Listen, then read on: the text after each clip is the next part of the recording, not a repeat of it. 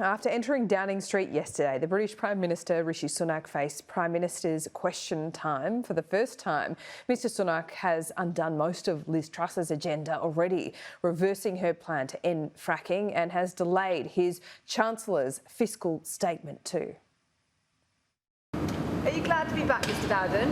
Yes, thank you. Day one of a new government and no time to lose. Key Sunak allies getting to work before dawn.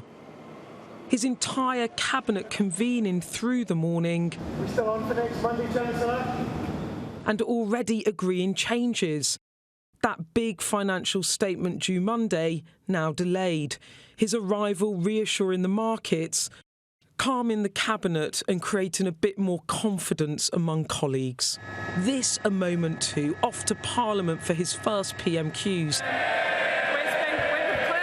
Entering the chamber to cheers, but stopped in his tracks. His path ahead not straightforward. In the seat he longed for, finally a smile, but soon the attacks came. The Labour leader targeting the former tax status of the new PM's wife.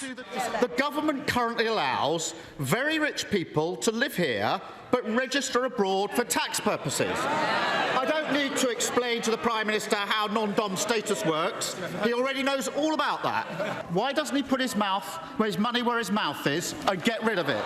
The digs kept on coming, but Mr Sunak was keen to dismiss and move on. Well, Mr Speaker, I have been honest. We will have to take difficult decisions to restore economic stability and confidence. Today, a sense of what the next few weeks and months might look like, breaking with the final strands of the Truss administration, restoring 2019 manifesto commitments on fracking, reinstating that ban promised in the last election. This a PM looking ahead, but older problems look set to haunt him. Continued questions about the controversial reappointment of a Home Secretary last week forced to resign for sharing official documents via her personal email.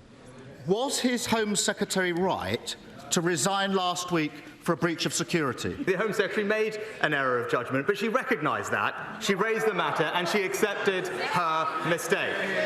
What he also came under fire for at Prime Minister's questions is his refusal to hold a general election. It's obvious why not. The Conservatives fear they'd be absolutely trounced at the ballot box, according to polls at the moment. But Mr Sunak knows too that changing the party leader and Prime Minister not once but twice without an election has left the legitimacy of his government hanging by a thread. So it's back to basics and back to the 2019 manifesto.